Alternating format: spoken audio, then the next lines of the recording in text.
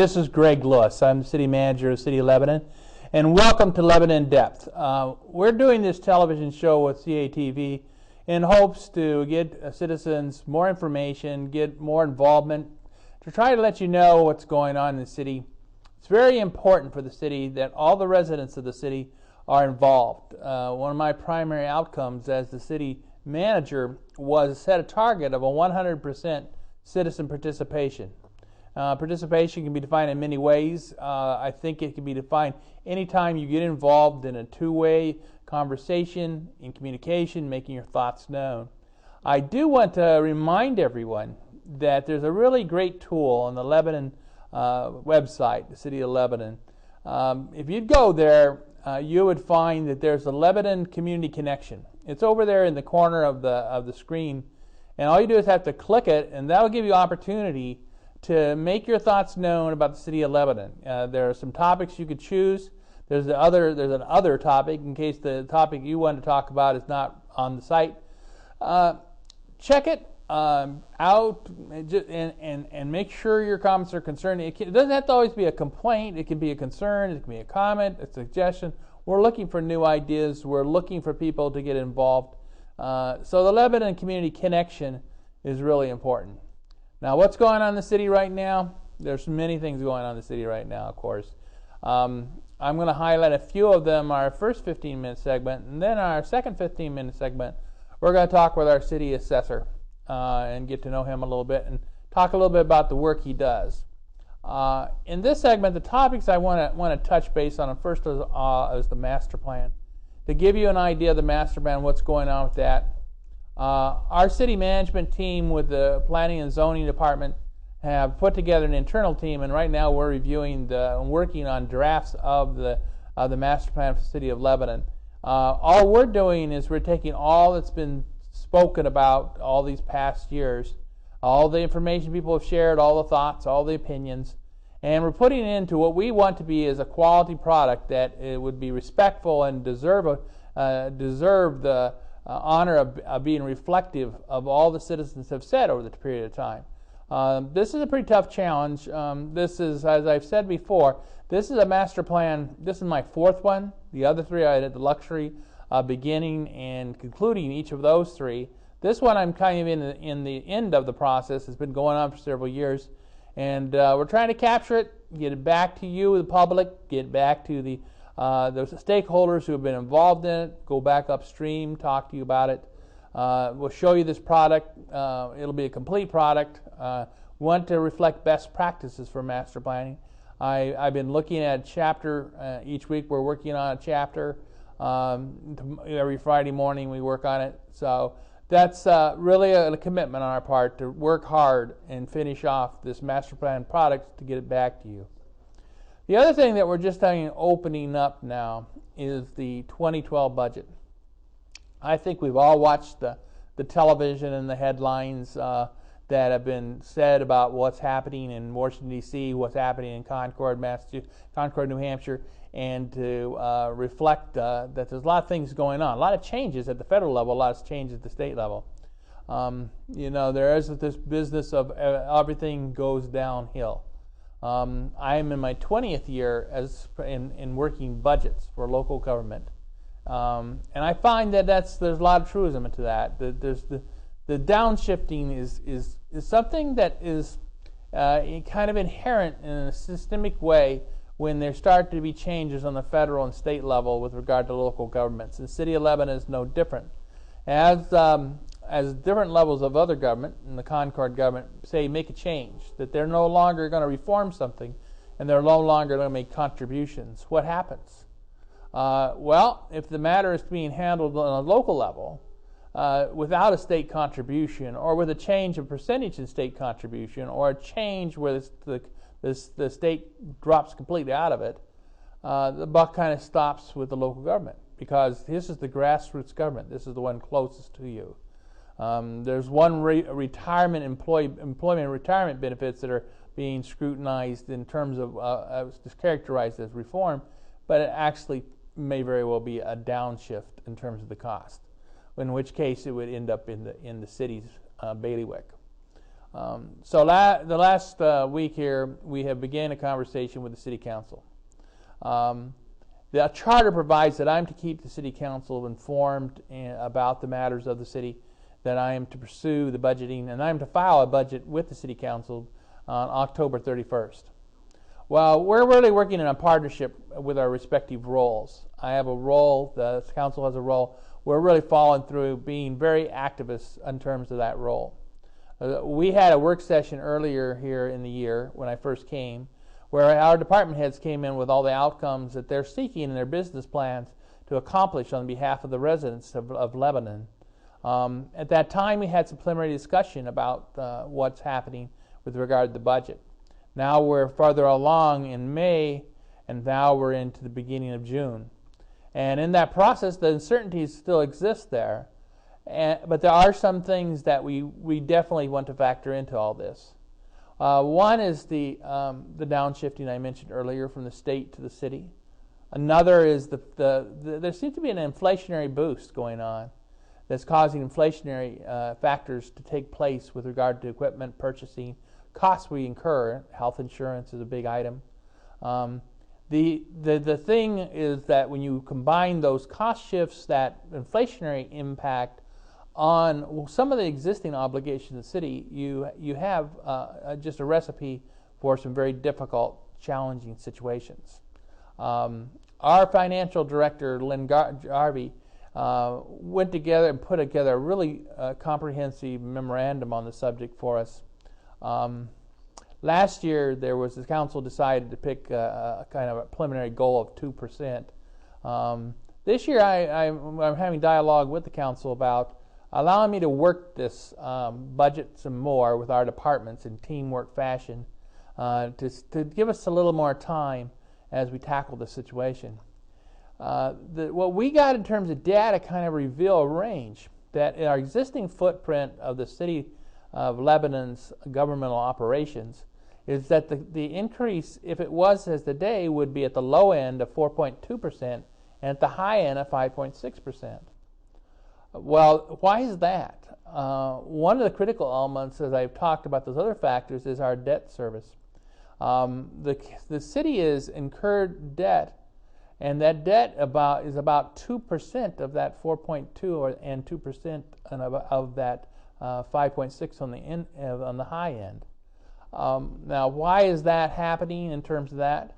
I won't often read on the show, but one thing I thought I would share on this show was because the idea of why do we have that debt? And well, if you observe the work that's going on in your neighborhoods where there's sewer and water being combined, stormwater, into new streets and new curbs and new systems to bring the water off, that was a requirement from the federal government so that this water wasn't flowing into places like rivers.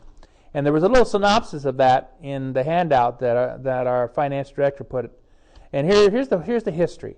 The U.S. Environmental Protection Agency, EPA, notified the city in November 2007 that it planned to file a lawsuit in the U.S. District Court for the state of New Hampshire regarding alleged violations of the Clean Water Act based on a sewer and stormwater system in certain older sections of the city that discharge untreated sewer and stormwater into two rivers and a brook. As of 2000, the city's system consisted of approximately 38 miles of sewer and inceptors, with approximately 40% of the sewer system comprised of combined sewers conveying both sanitary, sewer, and stormwater flows. In 2000, the EPA issued an administrative order that required the city to eliminate 6 of the 7 combined sewer overflows by December 31 of 2008, and elimination of the 7th by December 31, 2012. The city made progress on mitigating the CSOs, but faced a series of logistical challenges that hampered its efforts and delayed the schedule. Because of this delay and the inability of the city to fulfill the requirements of the administrative order, the EPA and city negotiated the terms of a consent decree with a revised reschedule to settle the lawsuit was filed at the same time. The revised schedule will complete the elimination of combined sewer overflows no later than 2020. From 2000 through 2011, the city has appropriated $34,343,000. An additional $15,337,000 is expected to be appropriated through 2012 through 2018. That's close to $50 million. Now I say that because, there's no free lunch. And so when we have to do this federal mandate and we have to engage in this type of infrastructure work, and the only way we could pay for it is through indebtedness, that results in this tax levy. So there you start with a 2.1% tax levy arising out of just to pay the debt levy. Then you put on the inflationary factors, then you put on the downshifting. So there you are. Now, as I had my conversation with the city council members, not one of them favor that range, that 4.2 to 5.6, not one of them. So from their point of view is that's not affordable to the city of Lebanon. So what we have to do now in the budget process is we're going to have to examine every function. We're going to have to examine every account line. Our departments are going to use the good teamwork they practice, and they're going to look through, working with myself and our financial director in a budget team, and we're going to probably spend a great deal of time between now and the end of summer. By the middle of August 15th, our departments will be filing their responses to the targets they'll be given on trying to make our budget into one that's acceptable in Lebanon. From that time on, from August 15th to October 1st, I'll be working with them and reviewing the department's budgets proposals with them.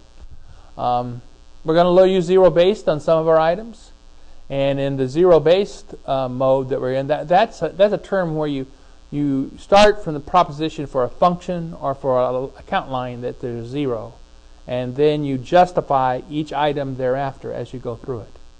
I think that this is what we're doing. We're looking at proper justification. You and the public are going to have to be aware of this, is because the services that you receive currently are going to be impacted by this budget discussion. So I think you're going to have to communicate to us and with us about levels of service you're willing to accept being reduced, items that presently the city does that you will find acceptable to no longer do. You're going to have to be able to have to say that you would like to maintain certain things, certain services of the city, and that for that purpose you would be willing to pay a higher property tax.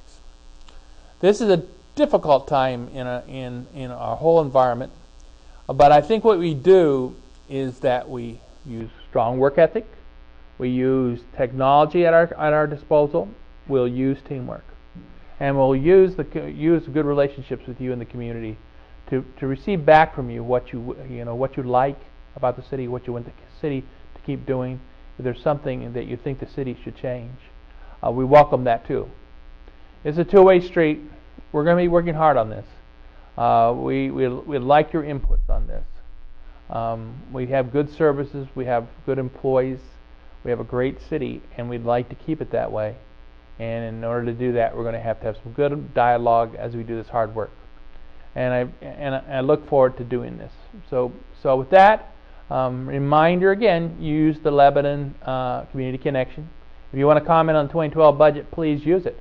Put your comment. If you got a suggestion on what to do with the budget, please provide it. Use that Lebanon Connection. Provide it to us. I thank you for you're listening to this portion of our program. Sometimes they say budgeting is difficult to listen to, but it's so important because it'll affect your daily lives here in the city of Lebanon. Now we're going to next look forward to visiting with our city assessor a little bit about him and about what he does and what his staff does.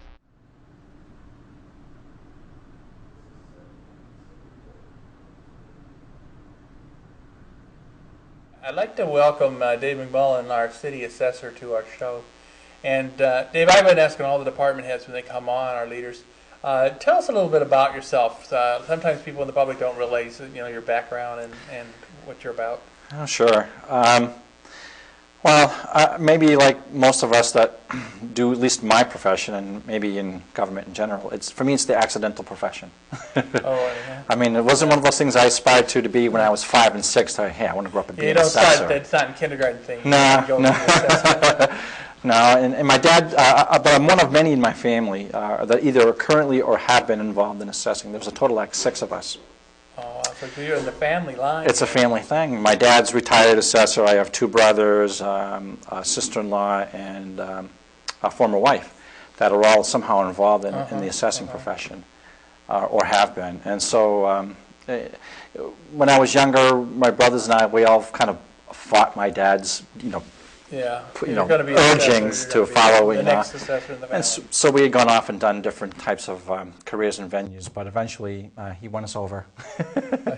Well, you must enjoy it. It's something you enjoy. You do. You have to. I mean, it's an interesting kind of work because it has a combination of both indoor work, where you have the analytical aspects of it, where there's a lot of thinking and mathematics, but then you also have the benefit of the field work, where you get out and see some of the properties across the city. You meet the different property owners and get to interact with them, and you do get to see some really unique and unusual properties, which is really kind of pleasant and enjoyable. I bet there are some really unique and unusual ones around here. I mean, I'm new to the area, but but my wife and I, we like to go out driving. We like to go on what we call city trips, and we go out to different parts of the city, and I do it just because I enjoy it immensely. I also kind of learn more about the city. And I've seen some places in our city that's just extremely unique. Yeah, we have some very unique homes in the city, architecturally speaking. We have some really unique businesses that have set up shop here. Now, of course, I don't value the business entity because we don't have that in New Hampshire, but the buildings themselves may be somewhat interesting. We have some interesting commercial type structures. I find it fascinating when I go and visit these things to gather our physical data or verify our physical data, and you're talking with an owner or manager of that facility, and when you start showing that an interest in what they do, it's a whole different world, because now all of a sudden they're at ease. It's like, oh, the assessor's here. Oh, yeah, because it makes you nervous. That makes me nervous. Yeah, I don't try not to make people nervous. About the assessor coming, get your shotgun out here. I know. But you have to like what you do. You have to like people, because we have a high degree of involvement with the public. Either they're coming into our office, we're interacting with them on the phone, or we're at their houses in buildings. And so you have to have that comfort level in dealing with